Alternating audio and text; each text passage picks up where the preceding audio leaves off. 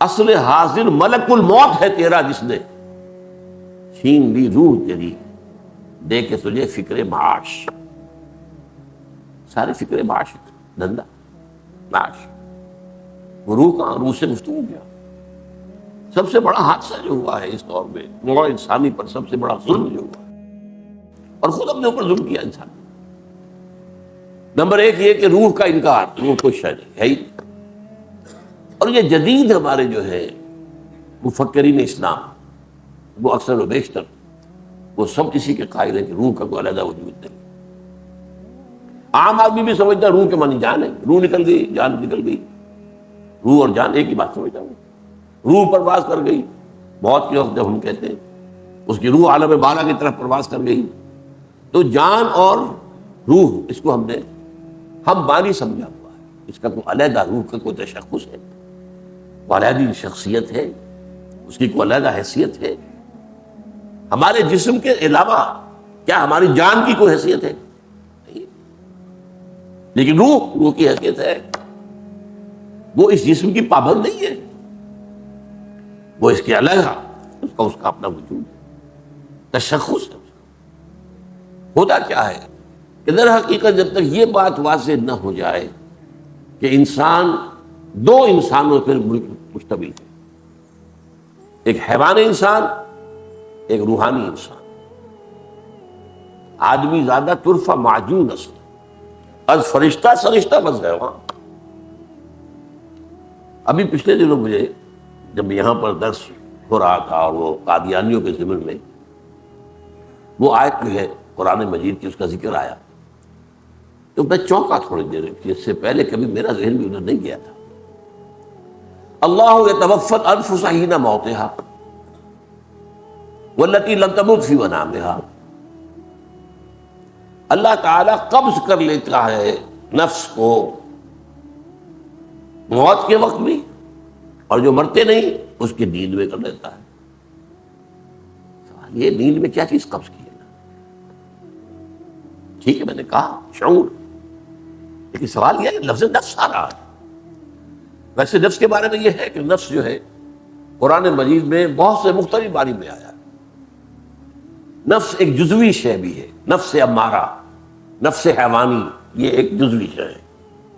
اور نفس میں خود، میرا وجود، میرا ایگزسٹنس، میری ذات نفس ہے. اللہ نے یہ لفظ اپنے لیے بھی استعمال کیا. اللہ کے لیے کسی نفس امارہ کا سوال تو نہیں نا.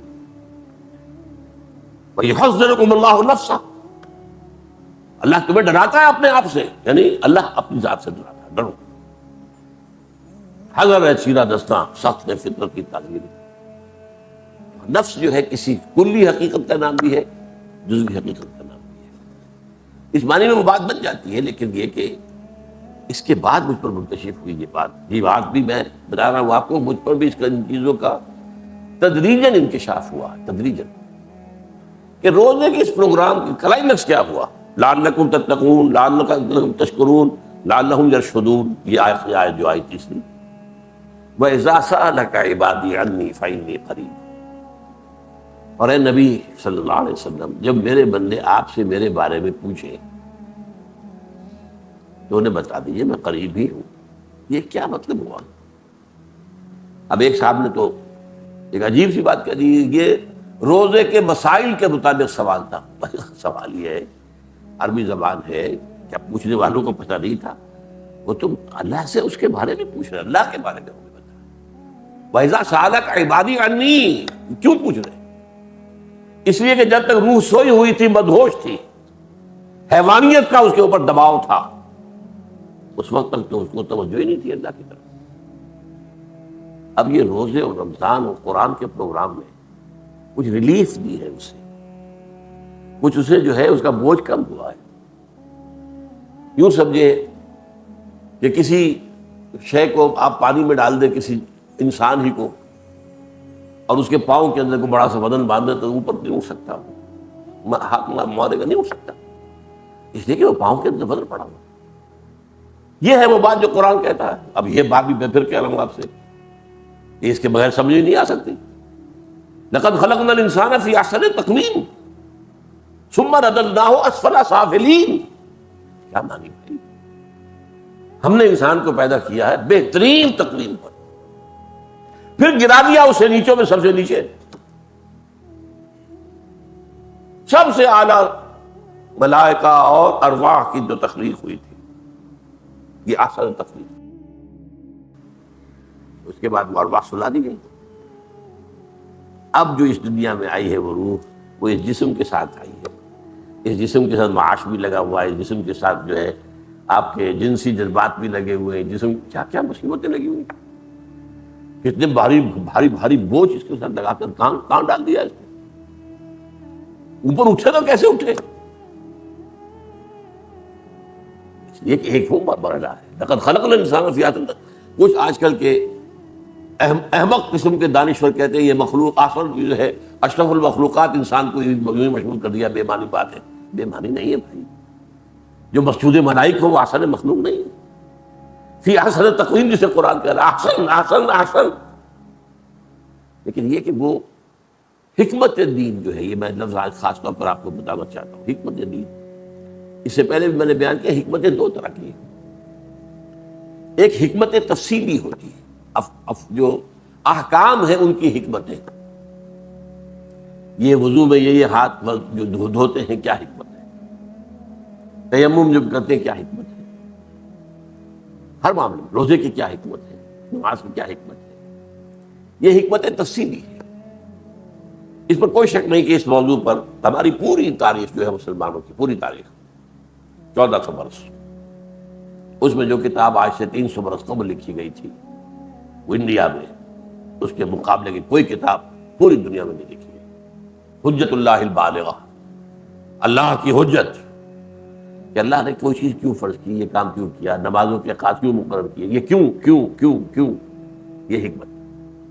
لیکن یہ حکمت تفصیلی ہے، ایک حکمت اصولی ہے، اس پوری کائنات کی حقیقت کو جاننا۔ آپ کو معلوم ہے فلسفہ چھلانگ لگاتا ہے نا، فلسفہ چھلانگ لگا کر جاننا چاہتا ہے پوری کائنات کی حقیقت کیا ہے، وجود کی ماہیت کیا ہے، یہ وحدت الوجود ہے یا وحدت الشعور ہے، کیا ہے یہ فلسفہ جو ہے، یہ کیوں آخر انہیں کیا بیماری لاحق ہوتی ہے کہ ان چکروں کے اندر پڑتے ہیں؟ اس لیے کہ ارج ہے، انسان اللہ نے رکھی ہوئی ارج، پیٹ کے اندر بھوک لگتی ہے تو اللہ نے رکھی ہوئی ہے نا۔ اس طرح علمی ارج بھی ایک ہوتی، پیاس، علم کی پیاس، علم کی پیاس۔ اب جس شخص کو فرض کیجئے وہ ابھی جوان ہی نہیں ہوا، اسے کیا پتا جنسی لذت کس بلا کا نام ہے اور جنسی ارج کس کو کہتے ہیں، پتہ ہی بچہ ہے۔ اسی طریقے سے جن کے ذہن میں سوال پیدا ہوتے نہیں، وہ سمجھے بیکار کو خام کھو گئی، کیا لا یعنی باتیں کرتے ہیں، کیا ضرورت ہے۔ لیکن حکمت بدقسمتی ہمارے یہاں کیا ہوئی ہے کہ عرب جو ہے بحیثیت مجموعی حکمت سے نابلد تھے، بات ماننی چاہیے۔ وہ ایک فعال قوم تھے، بس جو بات مانی مان لی اور اب تن من دھن لگانے کو تیار۔ اگر یہ جذبہ نہ ہوتا تو 23 برس کے اندر انقلاب مکمل نہیں ہو سکتا۔ آج بھی جو ہے وہ جو اقبال نے ایک نقشہ کھینچا ہے، آپ نے بات تصویریں اس کی دیکھی ہوں گی، اس طرح بیٹھا، لاکھ حکیم سر بجیب ایک کلیم سر بکف، کلیم حضرت موسیٰ سر بکف ہے، فرعون سے ٹکرا رہے ہیں جا کر میدان کے اندر، کھلے میدان، اور حکیم دانا انسان جو ہے وہ بیٹھا غور کرتا رہتا، بس اس سے آگے چلتا نہیں ہے۔ لیکن یہ ہے کہ عربوں کے جذبہ عمل کا بہت تھا، فعال قوم تھی، انہوں نے قرآن سے جو اصل اس کا مغز تھا ایمان وہ حاصل کر لیا، اور وہ یقین کے درجے کو پہنچا ہوا ایمان، پھر جہاد، ایمان جہاد، ایمان جہاد، ایمان، دو الفاظ کے سوا کسی چیز کی وہاں بات ہی نہیں تھی۔ ابھی نماز بھی نہیں تھا بھائی، کہاں تھی نماز؟ 11 سال بعد نماز پڑھانے کا نظام آئے گا، دعوت اور صبر، مصابرت، جھیلو برداشت کرو، یہی ہو رہا تھا۔ تو یہ جو ہے مولانا روم کا ایک بڑا شعر پیارا آیا تھا، ذہن میں سنانا چاہتا تھا، چند خانی حکمت یونانیاں، حکمت قرآنیہ راہم بخواں۔ کب تک تم یونانیوں کی حکمت پڑھتے رہو گے؟ یہ ساری یونانی حکمت ہے۔ عالم اسلام کے ساتھ حادثہ کیا ہوا؟ میں نے بتایا آپ کو، عرب جو ہے وہ کوئی فلسفی قوم نہیں تھی، حکومت اللہ نے دے دی بڑی زبردست، سلطنت عباس، بنو عباس. اب جو سیلاب آیا ہے وہاں پر یونان سے آیا ہے، علوم کا، فنون کا، فلسفے کا. یا افلاطون کا فلسفہ چلا آ رہا ہے، یا ارسطو کا فلسفہ چلا آ رہا ہے. یہ ہماری اس کے بعد مسلمانوں کی پوری تاریخ جو ہے وہ اس یونانی فلسفے کے تحت، ہمارے تقریباً سارے فلسفی اسی رنگ میں رنگے.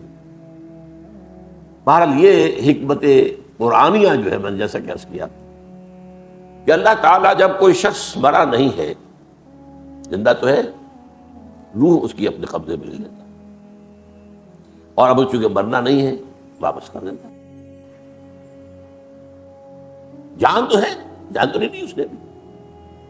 یہاں نفس کا ترجمہ جان کرنا غلط ہو جائے گا. مرا نہیں ہے، زندہ ہے. زندہ ہے تو زندگی تو ہے، مرا تو نہیں ہے وہ. اللہ یتوفی الانفس حین موتها والتی لم تمت فی منامها. جس کا بھی موت کا معاملہ نہیں آیا تو نیند میں. اب یہاں پہ پھر مجھے ایک اور انکشاف ذہنی. یہ چیزیں وہ ہیں جو پڑھی ہیں، بار بار پڑھی ہیں، پڑھائی ہیں، سنائی ہیں، لیکن بسا اوقات ایسا ہوتا ہے کہ اچانک محسوس ہوتا ہے کہ اس کا تعلق تو اس سے بھی. یہ حدیث سمجھ میں نہیں آتی تھی بالکل. جب حضور روکتے تھے صوم وصال سے. صوم وصال کسے کہتے ہیں؟ آج آپ نے روزہ رکھا، شام کو افطار نہیں کیا، وہی روزہ رات پر چلے گا، اگلے دن بھی چلے گا، اگلے شام کو افطار کریں گے آپ. تو یہ 2 دن کا صوم وصال ہے. 2 دن جڑواں، ایک روزہ، 3 دن کا بھی ہو سکتا ہے. حضور رکھ لیتے. صحابہ نے شکایت کی، حضور آپ ہمیں روکتے ہیں، کوئی اجازت چاہیے، نہیں ملی، روک دیا.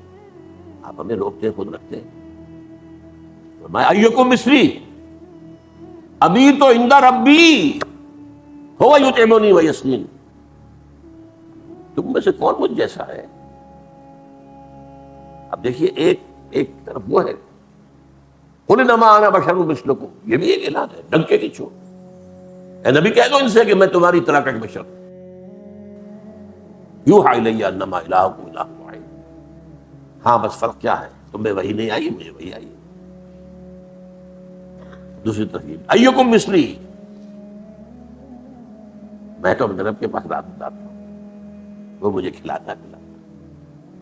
معلوم ہوا نا کہ روح محمدی، اس کا شباشی جو ہوتی تھی وہ تو اللہ کہاں ہوتی تھی، کس عالم میں ہوتی تھی، کس، یہ ہمارے سوچنے کی بات ہی نہیں. حدیث تو ہے ایکم مثلی ابھی تو عند ربی، میں تو رات گزارتا ہوں اپنے رب کے پاس، وہ یطعمنی ویسقین.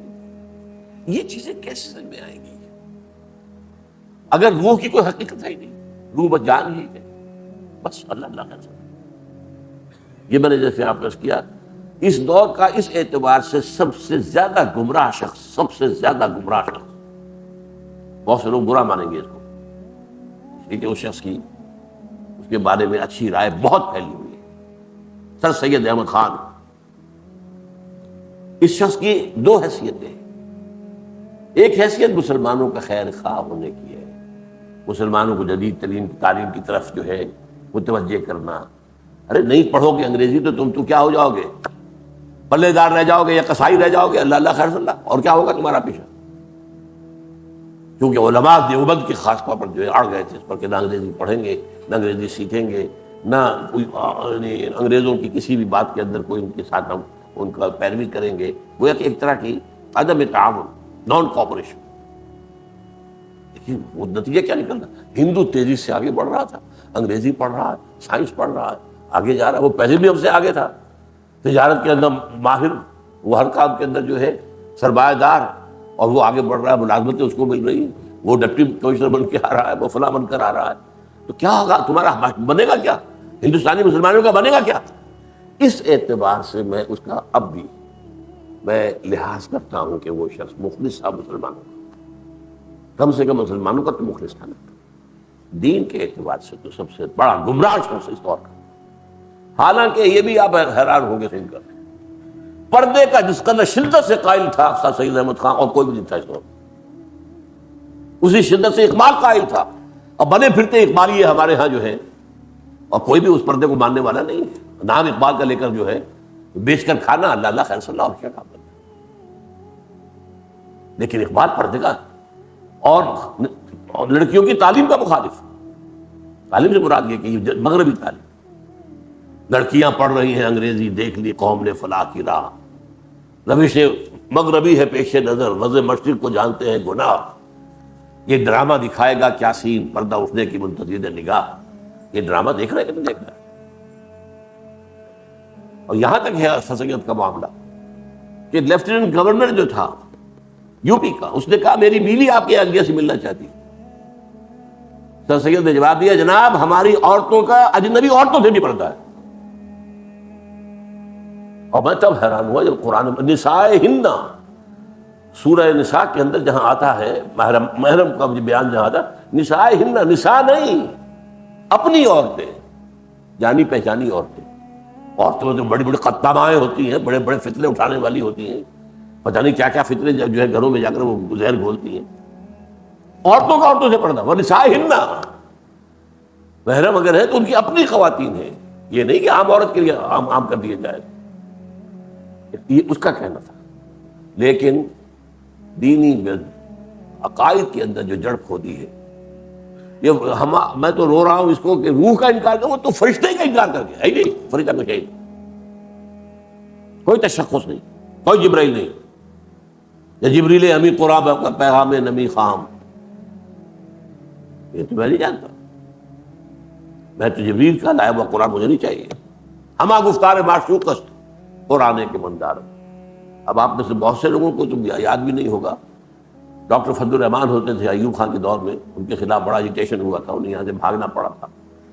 اسلامک ریسرچ جو انسٹیٹیوٹ کے وہ ڈائریکٹر تھے، انہوں نے یہی تو لکھا تھا کہ وحی جو ہے کوئی باہر سے کوئی شان لا کر حضور کو نہیں پہنچائی گئی، بلکہ اس کا چشمہ حضور کے اپنے قلب کے اندر سے پھوٹا. انکار کس کا ہے؟ فرشتے کا. لیکن فرشتہ کیسے مان لیں؟ نظر تو آیا نہیں آج تک. جنوں کو کیسے مان لیں؟ یہ جو کہہ دیا گیا کہ جن جو ہے وہ آگ سے پیدا کیے گئے، یہ صرف استعارہ ہے.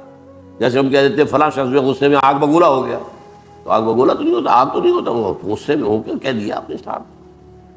تو سب سے زیادہ جو ہے جڑ مذہب کی جو ہے روح جو کھینچی گئی، وہ در حقیقت ان لطیف حقائق کا انکار، جس کے بغیر واقعہ یہ ہے. اب میں اس سے پہلے بیان کر چکا ہوں، کس نے کیا تھا عہد؟ الست بربکم قالوا بلی. انسان کی تخلیق سے پہلے عہد کیا تھا. کس نے کیا پھر عہد؟ تخلیق ہی نہیں ہوئی تو کس نے کیا؟ میں نے کہا اور مانا تھا مولانا امین احسن اصلاحی صاحب نے. آپ ٹھیک کہہ رہے ہیں. میں نے کہا یہ جملہ تو آپ نے محمد لکھ دیا ہے. یہ عہد انسان کی تخلیق سے قبل عالم غیب میں لیا گیا. وہ کس بلا سے لیا گیا ہے؟ عہد جو ہوتا ہے وہ تو کوئی معاہدہ آپ کرتے ہیں تو اس میں بھی لکھتے ہیں یا کہتے ہیں بقائمی ہوش و حواس میں یہ اقرار کر رہا ہوں. تو اپنے وجود کا احساس ہو، اپنے حواس کا موجودگی کا احساس ہو، تب کوئی معاہدہ ہوتا ہے. یا وجود ہی نہیں، معاہدہ ہو رہا ہے صرف اس لیے کہ روح کا لفظ کے قلم پر نہ آ جائے. کیا کہے گی دنیا؟ یہ بڑے دقیانوسی لوگ ہیں، یہ روح کو علیحدہ مانگتے ہیں. روح کو مانے بغیر دین کے حقائق جو لطیف حقائق ہیں ان کا ادراک ہو ہی نہیں سکتا. بہرحال اس آیت کو آپ سمجھ لیجئے. وَإِذَا سَأَلَكَ عِبَادِي عَنِّي فَإِنِّي قَرِيبٌ. اے نبی، جب یہ روزے اور رمضان کا پروگرام اپنی اس انتہا کو پہنچے کہ میرے بندوں کی ارواح حیات تازہ لے کر میری طرف متوجہ ہو،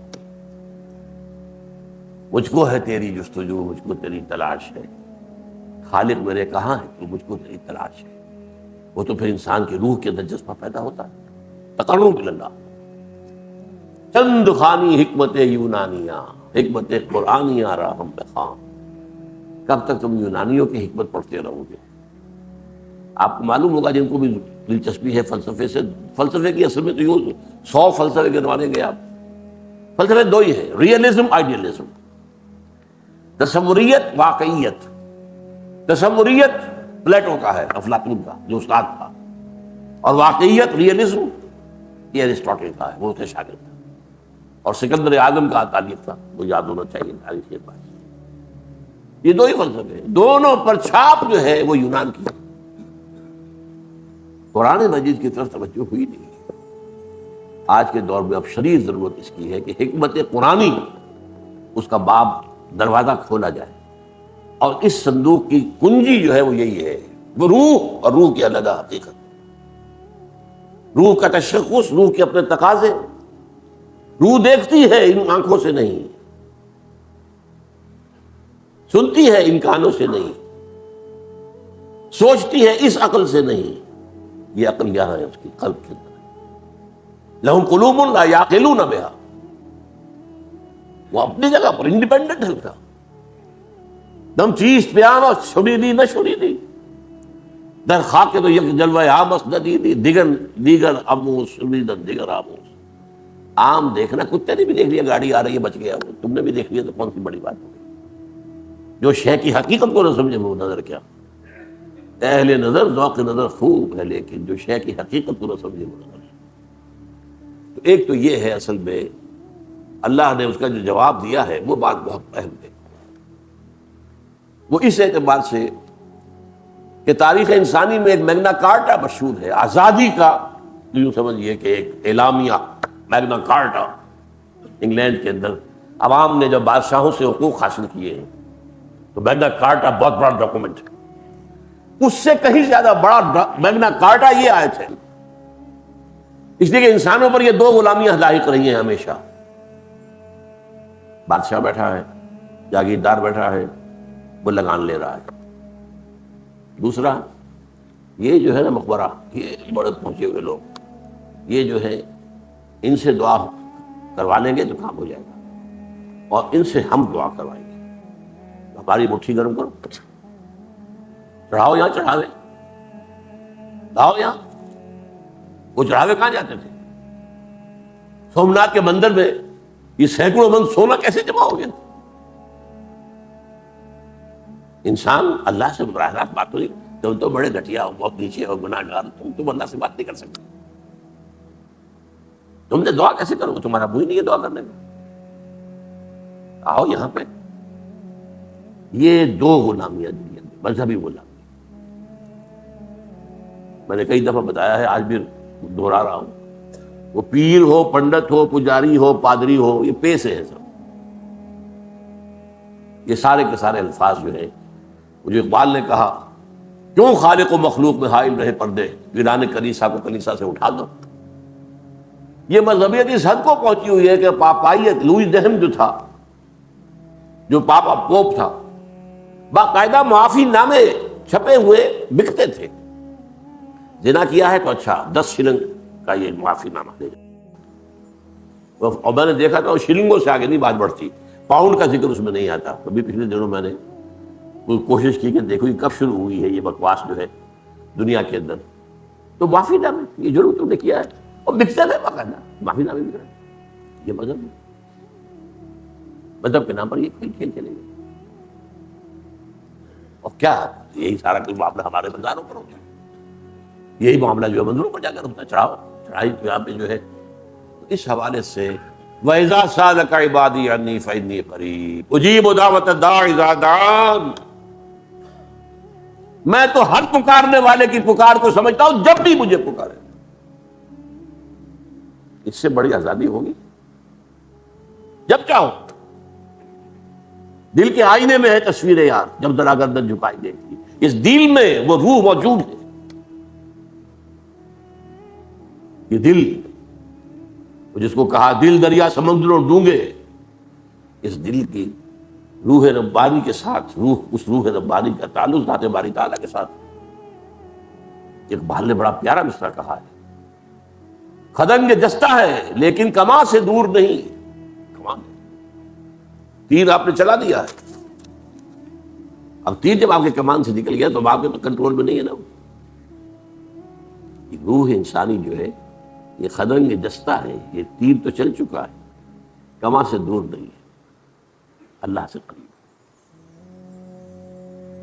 نحن اقرب الیہ من حبل الورید، ہم تو تمہاری دڑے جان سے قریب تر ہیں، تم متوجہ نہیں ہوتے ہماری طرف، تمہیں دنیا نے اپنے اندر گم کر دیا ہے، کافر کی یہ پہچان کے آفاق میں گم ہے، اور مومن کی یہ پہچان کے گم اس میں ہے آفاق، ورنہ ہم تو مائل بکرم ہیں، کوئی سائل نہیں، راہ دکھلائیں کسے؟ رہنم منزل ہی نہیں.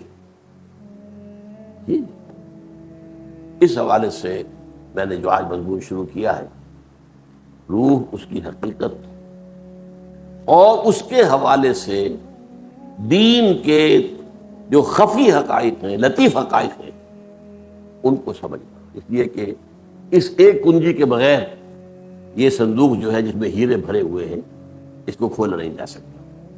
اقول قولی ھذا واستغفر اللہ لی ولکم ولسائر المسلمین والمسلمات.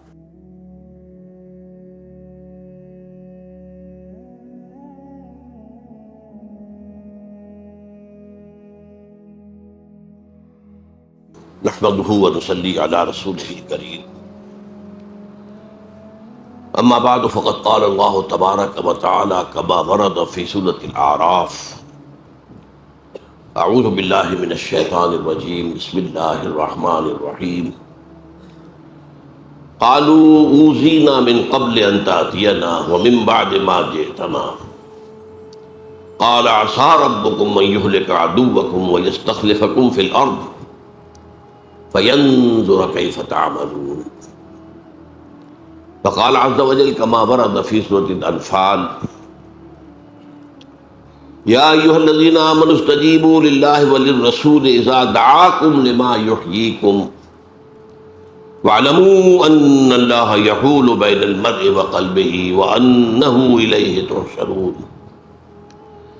واتقوا فتنة لا تصيبن الذين ظلموا منكم خاصة واعلموا ان الله شديد العقاب.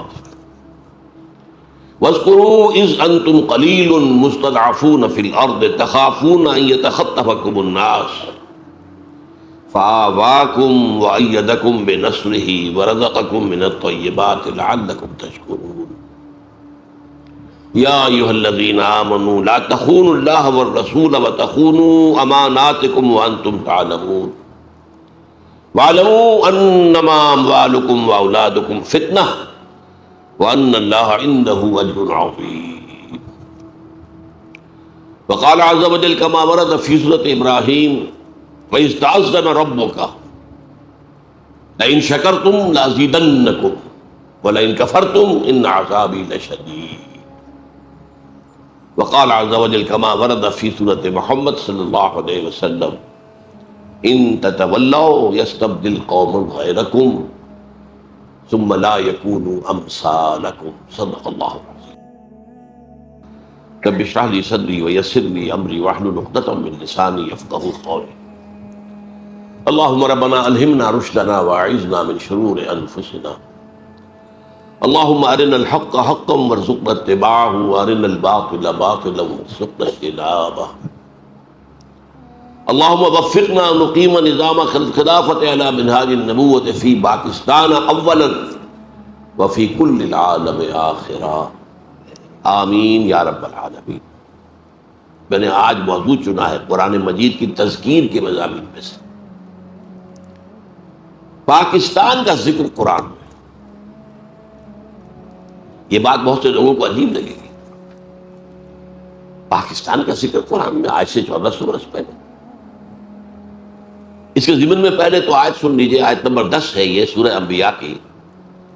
لقد انزلنا الیکم کتابا فیہ ذکرکم افلا تعقلون. دیکھو ہم نے تمہاری طرف ایک کتاب نازل کر دی ہے جس میں تمہارا ذکر ہے تاکہ تم عقل سے کام.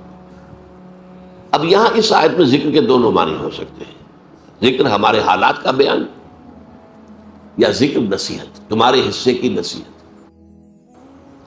لیکن ایک عظیم حدیث میں آ کر بات جو ہے وہ طے ہو جاتی ہے. طویل حدیث ہے عظمت قرآن کے موضوع پر حضور کا کہ وہ حدیث بلکہ خطبہ کہنا چاہیے. اہم ترین راوی کون ہے؟ حضرت علی رضی اللہ تعالی عنہ. فرماتے ہیں کہ حضور نے فرمایا صلی اللہ علیہ وسلم: اتنہا ستکون فتنۃ، ان قریب ایک بہت بڑا فتنہ رونما ہوگا. اس پر حضرت علی فرماتے ہیں میں نے عرض کیا مل مخرج منہا یا رسول اللہ، اے اللہ کے رسول اس سے نکلنے کا راستہ کون سا؟ بہت غور طلب بات ہے یہ، میں اس کی طرف اشارہ کیے بغیر گزر نہیں سکتا آگے. دیکھیے ہم ہوتے تو پوچھتے یہ فتنہ کب آئے گا، کیوں آئے گا، کدھر سے آئے گا، کیسے آئے گا، کیا شکل ہوگی اس کی، یہ سوالات پوچھتے ہیں. لیکن یہ تمام چیزیں معلوماتی ہیں، ان کا عملی کو فائدہ نہیں. ان ساری باتوں کا جواب مل جائے تبھی معلومات میں اضافہ ہوگا. عمل کیا ہے، اس سے بچاؤ کا راستہ کون سا ہوگا، یہ ہے سوال. یہ ہے فرق صحابہ کرام میں اور ہمارے مابین. حضرت علی نے پوچھا، یہ نہیں کہا یہ کب آئے گا، کیوں آئے گا، کدھر سے آئے گا، کیسے آئے گا، کیا صورت ہوگی، بل بخت میں بنایا. اس پر آپ کا جواب ہے، بہت طویل حدیث ہے یہ. میں صرف ابتدائی چند جملے اور آخری چند جملے سناؤں گا. کتاب اللہ، فتنوں سے بچاؤ کا راستہ اللہ کی کتاب ہے. فیہ ذکر ما بعدکم وخبر ما قبلکم وحکم ما بینکم. اس میں تم سے پہلوں کا بھی ذکر ہے، تمہارے بعد کے حالات بھی ہیں. یہ آگے بعد کے حالات، اور تمہارے مابین جو بھی کوئی اختلافات کبھی ہوں گے ان کا حکم اور ان کا حل موجود. پھر طویل حدیث ہے، طویل حدیث ہے، بڑے پیارے پیارے جملے ہیں. لا تنقضی عجائبہ ولا یخلق عن کثرت الرد. لیکن میں آخری جملے سنا رہا ہوں صرف. من قال بہ صدقہ، جو شخص اس قرآن کی بنیاد میں کوئی بات کہے گا وہ سچ کہا اس نے. ومن حکم بہ عدل، اور جو اس قرآن کے ذریعے فیصلہ کرے گا اس نے عدل کیا. ومن عمل بہ اجر، اور جس نے اس پر عمل کیا اس کو اجر مل کر رہے گا. اور آخری ٹکڑا اہم ترین ہے، میرے لیے بہت بڑی بشارت ہے، بہت بڑی بشارت ہے. اور بھی جو میرے ساتھی اس تعلیم و تعلم قرآن میں لگ گئے ہیں ان کے لیے بڑی بشارت ہے. ومن دعا الیہ فقد ہدی الی صراط مستقیم، جو اس قرآن کی طرف بلائے گا لوگوں کو اس کی ہدایت ہو گئی سیدھے راستے کی طرف. یعنی کسی اور کی ہدایت ہو نہ ہو، کسی کو فائدہ ہو نہ ہو. ابو جہل کو فائدہ نہیں ہوا، ابو لہب کو فائدہ نہیں ہوا، اس سے کوئی حرف حضور پر تو نہیں آتا صلی اللہ علیہ وسلم. من دعا الیہ فقد ہدی، فقد ہدی اب عربی زبان سے ذرا بھی واقفیت ہو چکی، اس کی ہدایت ہو چکی صراط مستقیم کی طرف. اللہم ربنا اجعلنا منہم. اب دیکھیے سورہ اعراف کی آیت نمبر 129 سے بنی اسرائیل آپ کو معلوم ہے سخت عذاب میں تھے، فرعونی انہیں جو عذاب دے رہے تھے. اور پھر خاص طور پر جو ایک خواب دیکھا تھا فرعون نے، اس کے بنا پر اسے مشورہ دیا گیا تھا کہ بنی اسرائیل میں جو بیٹا پیدا ہو اسے قتل کر دیا جائے، قتل عام. وہ جو اکبر الہآبادی نے کہا تھا یوں قتل سے بچوں کی وہ بدنام نہ ہوتا، افسوس کہ فرعون کو کالج کی نہ سوجی، کالج بنا دیتا تو قتل ہو گئے ہوتے. یہ بھی تو قتل گاہیں ہیں، وہ قتل عام ہو رہا تھا. تو بنی اسرائیل نے کہا ہے موسیٰ ہم پر تو آپ کے آنے سے پہلے بھی مصائب تھے اور آپ کے آنے کے بعد بھی، ہماری تقدیر میں تو کوئی فرق واقع نہیں ہوتا. اس کے جواب میں موسیٰ کا قول نقل ہوا ہے، قال عسى ربكم ان يهلك عدوكم. موسیٰ نے فرمایا علیہ الصلوۃ والسلام قریب ہے کہ تمہارا رب تمہارے دشمن کو ہلاک کر دے، جیسے کہ کر دیا فرعون اور اس کا لاؤ لشکر خرچ کر دیے. وَيَسْتَخْلِفَكُمْ فِي الْأَرْضِ، اور تمہیں خلافت دے زمین کی. آئی نا بعد میں خلافت ابو داؤد، حضرت داؤد کی، سلیمان کی، طالوت کی، ساری خلافتیں کس کی کی. فَيَنْظُرَ كَيْفَ تَعْمَلُونَ، پھر وہ دیکھے گا تم کیا کرتے ہو. یہ فَيَنْظُرَ كَيْفَ تَعْمَلُونَ بہت اہم ہے. ہمیں بھی اللہ نے ہندو کے غلبے سے بچایا، ہمیں ایک آزاد ملک دیا، پھر دیکھیں گے تم کرتے کیا. تم اپنے وعدوں میں سچے نکلتے ہو یا جھوٹے، فریبی اور مکار نکلتے ہو یا وعدہ پورا کرنے والے نکلتے ہو. یہ گویا کہ ایک امتحان اللہ کی طرف سے. ہم 60 برس سے زیادہ ہو گئے، 62 برس اس امتحان میں مبتلا ہیں، اور ہر روز جو طلوع ہو رہا ہے ہماری ناکامی اس امتحان میں زیادہ سے زیادہ نمایاں ہو رہی ہے. We have failed utterly. یا ایھا الذین آمنوا استجیبوا للہ وللرسول لما دعاکم لما یحییکم اذا دعاکم لما یحییکم. اہل ایمان لبیک کہو اللہ اور اس کے رسول کی پکار پر جبکہ وہ تمہیں پکارے اس چیز کی طرف جس سے وہ تمہیں زندہ کر دے گا. اب دیکھیے یہ مسئلہ آ گیا جو میں نے موضوع رکھا تھا آج کے لیے، یہاں اس کا اس کی مثال آ گئی. لما یحییکم، تو کیا پہلے مردہ تھے وہ اہل ایمان؟ کیا کفار مکے کے مردہ تھے؟ زندہ تو تھے، چلتے پھرتے تھے، روحیں مر گئی تھی. ان کا یہ جسمانی وجود قبر بن گیا تھا جس میں روح جو ہے دفن تھی. یہ چلتے پھرتے مقبرے یا چلتے پھرتے تعزیے، چلتے پھرتے تعزیے. اہل ایمان لبیک کہو اللہ اور اس کے رسول کی پکار پر جبکہ رسول تمہیں پکارے کس بات کی طرف؟ جو تمہیں حیات روحانی عطا کرے گی. حیات جسمانی تو ہے، حیوان تو تم ہو. لهم قلوب لا يفقهون بها ولهم اعین لا يبصرون بها ولهم آذان لا يسمعون بها اولئک کالانعام بل هم اضل. یہ چوپایوں کے مانند ہیں، ان سے بھی گئے. وہ روحانی زندگی تمہیں دینے کے لیے اللہ تعالیٰ نے یہ کتاب اتاری ہے، تمہارے لیے جہاد کا راستہ کھولا ہے، تمہیں اپنی خدمت کا موقع دیا ہے. کیا کتنا پیارا شعر ہے فارسی کا، منت منے ہے کہ خدمت سلطان ہمیں کنی. دیکھو کوئی احسان نہ دھرو کہ تم بادشاہ کی خدمت کر رہے ہو. منت منے کہ خدمت سلطان ہمیں کنی، منت شناس ازو کہ بخدمت بداشتت. اس کا احسان مانو کہ اس نے تمہیں اپنی خدمت پر معمور کر دیا ہے. تو جسے اللہ اپنے دین کی خدمت پر معمور کر دے اس پر تو اللہ کا بہت بڑا احسان ہے، اس کا احسان مانو.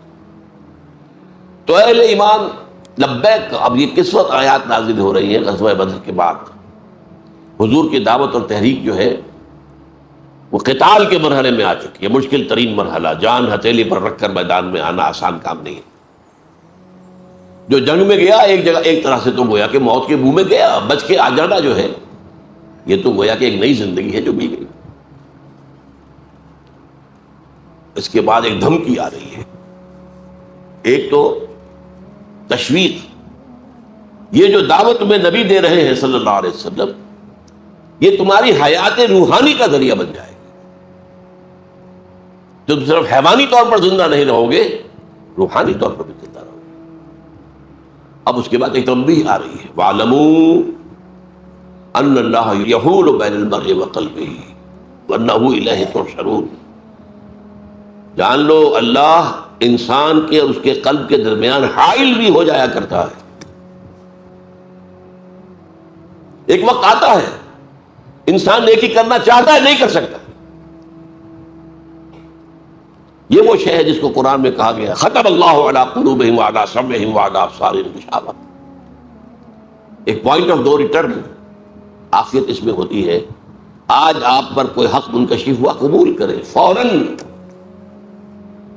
اگر دل نے گواہی دی حق ہے پھر آپ نے نہیں مانا تو آپ کو سزا ملے گی. کیا؟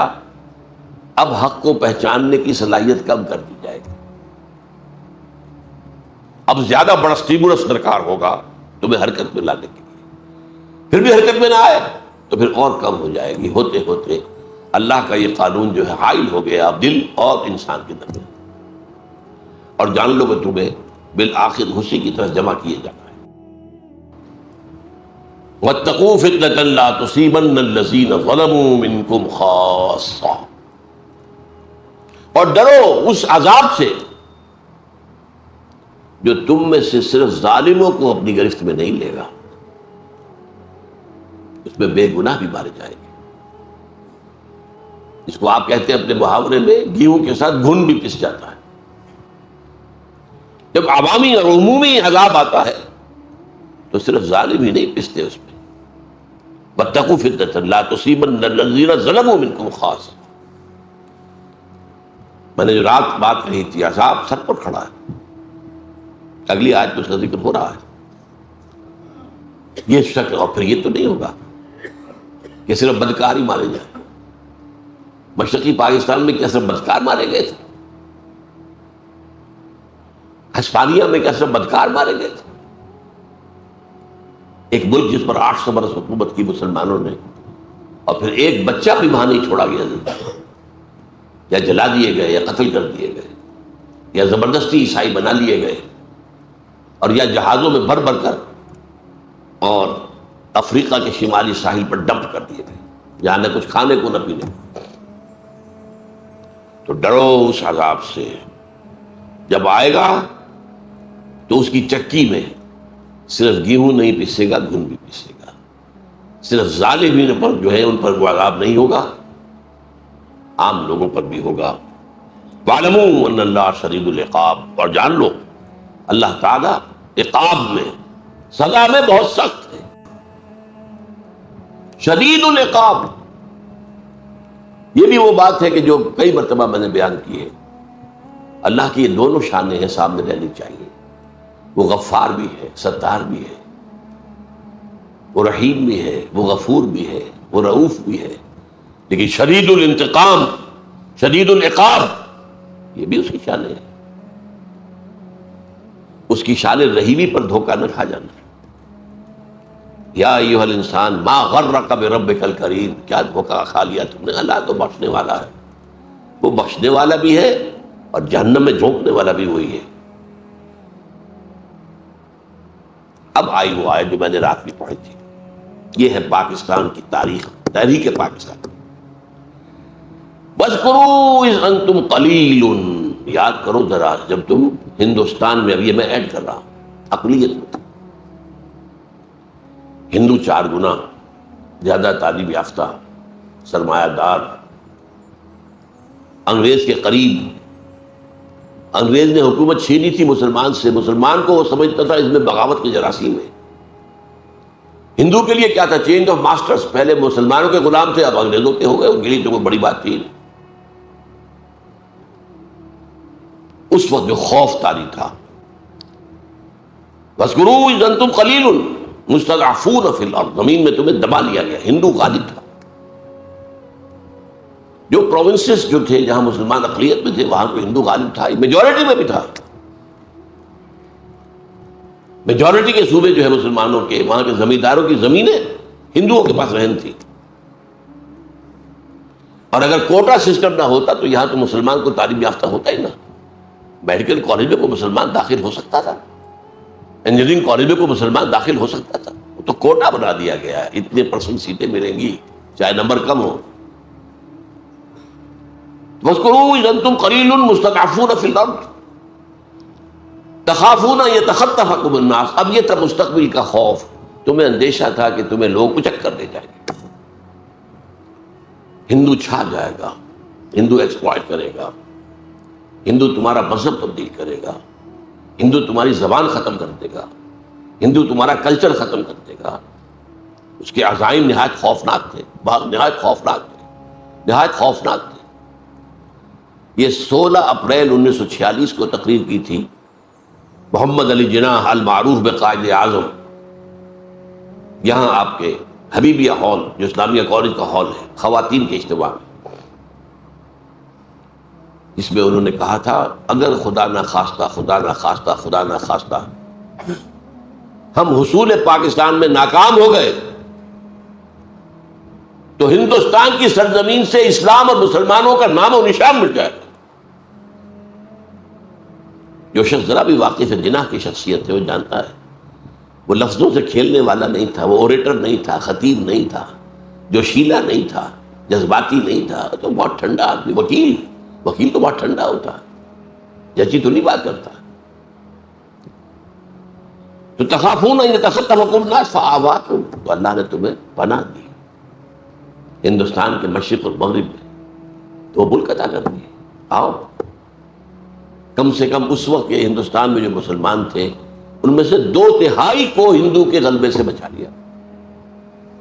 10 کروڑ کل آبادی تھی ہندوستان میں مسلمانوں کی اس وقت، اس میں سے 6.5 کروڑ یہ مشرقی پاکستان، مغربی پاکستان میں آ رہے، ہندوستان میں رہ گئے 3-3.5 کروڑ، تو کم سے کم یہ تو بچ گئے۔ تو ان حالات میں اللہ اپنا احسان گنوا رہا ہے. فآواکم، تمہیں اللہ نے پناہ دی. وَأَيَّدَكُم بِنَصْرِهِ، اپنی تائید سے تمہاری نصرت خصوصی فرمائی. وَرَزَقَكُم مِّنَ الطَّيِّبَاتِ، اور کتنی خوشحالی پاکستان کے اولین دور میں آئی ہے، وہ بھی یاد کچھ ہوگی کسی کو. لَعَلَّكُمْ تَشْكُرُونَ، تاکہ تم شکر کرو. اگر تم ان نعمتوں کا حق ادا کرو گے ہم اور دیں گے اور دیں گے اور دیں گے. میں نے وہ اگلی آیت کون سی پڑھی؟ سورہ ابراہیم کی علیہ الصلوۃ والسلام. وَإِسْتَأْذَنَ رَبُّكُمْ، جبکہ تمہارے رب نے اعلان کر دیا تھا لَإِن شَكَرْتُمْ لَأَزِيدَنَّكُمْ وَلَإِن كَفَرْتُمْ إِنَّ عَذَابِي لَشَدِيدٌ. اگر تم ہمارے انعامات پر شکر کرو گے، ان کا حق ادا کرو گے، ان نعمتوں کا حق ادا کرو گے، یہ آزادی ہم نے تمہیں دی تھی اس کا حق ادا کرو گے، تاکہ اس آزادی کو اللہ کے قدموں میں ڈال دو. اے اللہ ہم تیرے غلام ہیں. ہماری آزادی وہ نہیں ہے، مادر پدر آزادی نہیں ہے. ہم آزاد ہونا چاہتے تھے ہندو اور انگریز سے، تاکہ تیرے بندے بنے، تیرا دین قائم کرے. اگر یہ ہم کرتے لَأَزِيدَنَّكُمْ، میں اس آیت کی روح سے لازم سمجھتا ہوں کہ پاکستان بھارت کے اور علاقے فتح کرتا، کم سے کم کشمیر کا تو سوال ہی پیدا نہیں ہوتا کہ جانے دے. لیکن ہم نے پہلے روز سے ناشکری کی، اللہ کے دین کی طرف قدم نہیں بڑھایا. میں اس میں نہیں جانا چاہتا کون ذمہ دار ہے، پوری قوم ذمہ دار ہے. البتہ مختلف افراد کی اپنی اپنی جگہ اہمیت ہوتی ہے، اس کے اعتبار سے کسی کی ذمہ داری زیادہ ہے، کسی کی کم ہے. لیکن لعلکم تشکرون نہیں کرو گے تو عذاب. اللہ نے 25 برس قمری اعتبار سے 25 برس مہلت دی، پھر عذاب کا پہلا کوڑا پڑا مشرقی پاکستان. 93,000 ہمارے قیدی ہندو کے ہاتھ. کتنا اسلحہ، کتنے ہمارے جہاز، کتنے ہمارے ٹینک ہندو کے پاس. ہمارا مورال زمین پر پاتال میں، ہندو کا مورال آسمان. زیادہ سے زیادہ 6 دن کی مار تھا مغرب پاکستان بھارت کے لیے. وہ تو اللہ کی مرضی تھی، نکسن کے دل میں بات ڈالی. حدیث میں آیا ہے تمام انسانوں کے دل اللہ کی 2 انگلیوں کے مابین ہے، جدھر چاہتا ہے پھیر دیتا ہے. نکسن، اندرا گاندھی مرتے دم تک شکایت کرتی رہی، pro Pakistan tilt of Nixon administration. اس نے کوسیجن سے بات کی ہاٹ لائن پر، بند کرواؤ جنگ. اور کوسیجن نے حکم دیا اندرا گاندھی کو یونیلیٹرل سیز فائر، یک طرفہ جنگ بندی بھارت نے اعلان کیا. ورنہ ہمارا سیالکوٹ سیکٹر ٹوٹ چکا تھا، بڑھ رہا تھا بھارت. راجستھان سیکٹر ٹوٹ چکا تھا، بھارت تیزی سے بڑھ رہا تھا. لے دے کے جنرل ٹکا خان موجود تھے صرف، اور یہ سلیمان کی میں ٹاسک فورس لے کر بیٹھے ہوئے تھے. صرف ایئر فورس ہماری پیرالائز کر دی تھی بھارت نے، جبکہ 1965 کی جنگ ہم نے ایئر فورس کی وجہ سے جیتی تھی. لیکن 71 میں آ کر روس نے ان سے ایسے ہیلی کاپٹر دے دیے تھے جن کے اندر کہ وہ ایواکس لگے ہوئے تھے، ذرا سا بھی ہمارا جہاز حرکت کرتا تھا انہیں پتہ چل جاتا تھا. اور ہماری بیچاری کہ ہماری نیوی ہے ہی کیا، بھارت کے مقابلے میں کوئی حیثیت ہے ہی نہیں. ہماری بیچاری نیوی اس کو آ کر وہ کیماڑی میں مار کر گئے، یہ بھی یاد ہے کہ نہیں. بہرحال یہ پہلا کوڑا تھا کہ دوسرا اور بڑا کوڑا تنا ہوا ہے. یہ دوسری بات ہے، معجزہ ہو جائے، اللہ اس قوم کے دلوں کو بدل دے، جس میں توبہ، حقیقی توبہ پیدا ہو جائے، اللہ کی طرف رجوع پیدا ہو جائے، خشوع اور خضوع ہو جائے، ایک عوامی سطح پر عزم مصمم پیدا ہو جائے. اسلام کے لیے جینا ہے، اسلام کے لیے مرنا ہے، اور تن من دھن اسلام پر نچھاور کر دینا ہے. کوئی عجب نہیں، قوم یونس پر بھی عذاب کے آثار آ چکے تھے، اس کے بعد توبہ کی قوم نے تو اللہ نے عذاب واپس لے لیا. یہ ایک ہی مرتبہ ہوا، تاریخ میں ہوا ہے. اس کا بھی ایک خاص سبب تھا، وہ میں بیان نہیں کر سکتا اس وقت. آگے چلیے، اس قدر پیارے الفاظ ہیں. یا ایھا الذین آمنوا لا تخونوا اللہ والرسول. دیکھو اے مسلمانوں، اللہ اور اس کے رسول سے خیانت مت کرو. یہ امانت ہے اللہ اور اس کے رسول کی تمہارے پاس. تم نے دعائیں مانگ مانگ کر یہ مجھ لیا تھا. اب اس کے اندر اپنی منمانی چلاؤ گے بجائے اللہ کے حکم کے، اپنی قانون سازی کرو گے بجائے شریعت کی تنفیذ کے، اس سے بڑی خیانت کیا ہوگی؟ یا ایھا الذین آمنوا لا تخونوا اللہ والرسول وتخونوا اماناتکم، آپس میں بھی ایک دوسرے کی امانتوں میں خیانت نہ کرو۔ سب سے بڑی جو ہے امانت وہ یہ پاکستان ہے تمہارے پاس اللہ کا، وانتم تعلمون، جانتے بوجھتے ایسا نہ کرو۔ واعلموا انما اموالکم واولادکم فتنہ، اور جان لو تمہارے مال اور اولاد فتنہ ہے، یہ تمہیں دنیا ہی میں مگن رکھتے ہیں۔ کافر کی یہ پہچان کہ آفاق میں گم ہے، فکر معاش ہے، اولاد کی تعلیم بہتر سے بہتر ہو جائے، 10,000 20,000 فیس دینی پڑے کوئی بات نہیں، کہیں سے لے لیں گے، ڈاکہ مار لیں گے، رشوتیں لے لیں گے، غبن کر لیں گے۔ مال اور اولاد فتنہ ہے، یہی تمہیں روکے ہوئے ہیں، یہی تو تمہاری دامن تھامے ہوئے ہیں، اللہ کی راہ میں بڑھنے نہیں دیتے۔ مال، ایک بیڑی یہ پاؤں پہ پڑی ہوئی ہے مال کی، اور دوسری بیڑی جو ہے وہ اولاد کی۔ وَاعْلَمُوا أَنَّمَا أَمْوَالُكُمْ وَأَوْلَادُكُمْ فِتْنَةٌ، ان بیڑیوں سے اپنے آپ کو آزاد کراؤ، ان ہتھکڑیوں سے اپنے آپ کو آزاد کراؤ۔ ٹھیک ہے، ان کا حق ایک حد تک، مناسب حد تک ادا کرو، انہی کے نہ ہو کر رہ جاؤ۔ وَاعْلَمُوا أَنَّمَا أَمْوَالُكُمْ وَأَوْلَادُكُمْ فِتْنَةٌ وَاللَّهُ عِندَهُ أَجْرٌ عَظِيمٌ، اور دیکھ لو اجر تو اللہ ہی کے پاس ہے، اولاد تمہیں کیا اجر دے دے گی؟ تم نے اپنے آپ کو کھپا دیا اولاد میں، پوری جسم و جان کی قوتیں پیسہ کمانے پر پیسہ لگا دیا اولاد پر، یا مکانوں پر اور بلڈنگوں پر۔ ان میں سے کون سی چیز ہے جو تمہیں کو بدلہ دے سکے؟ یہی اولاد جوان ہو کر سینہ تان کر کھڑی ہو جاتی ہے، نہیں جی آپ تو دقیانوسی آدمی ہیں، آپ تو پرانے دور کے آدمی ہیں، میں آپ کی بات نہیں مان سکتا۔ اس کا سینے پر سانپ لوٹتا ہے، یہ میرا بیٹا بول رہا، یہ وہ ہے جسے میں سمجھا تھا یہ میں ہی ہوں، یہ میرے وجود کا تسلسل ہے، اور یہ آج اس طرح کھڑے ہو کر سینہ تان کر اور مجھ سے بات کر رہا۔ باقی تو آپ کو معلوم ہے والدین کو قتل بھی کر دیتے جائیداد کے لیے، کوئی جھگڑے کے لیے، کوئی اور ہو گیا، یہ سارا کچھ ہو رہا ہے۔ اس کے بعد پھر میں نے وہ آیت پڑھی تھی سورہ ابراہیم کی، جو اس میں پہلے پڑھ چکا ہوں۔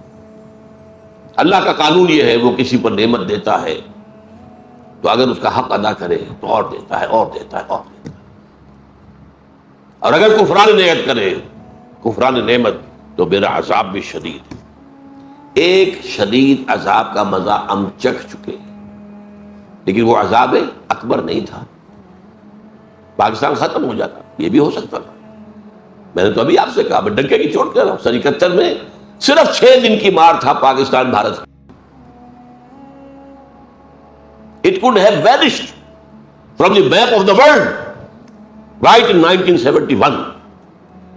یہ اللہ نے مزید مہلت دی ہے، مزید مہلت دی، مزید مہلت دی، اور مہلت کن کے ذریعے سے دلوائی ہے؟ ہمارا زور چلتا تھا نکسن پر، کوئی ہمارا زور چلتا تھا کوسیجن کے اوپر، اور اندرا گاندھی تو فاتح تھی، وہ ہماری بات سننے والی کہاں تھی؟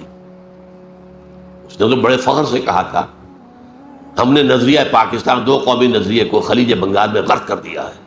کہاں گیا تمہارا دو قومی نظریہ؟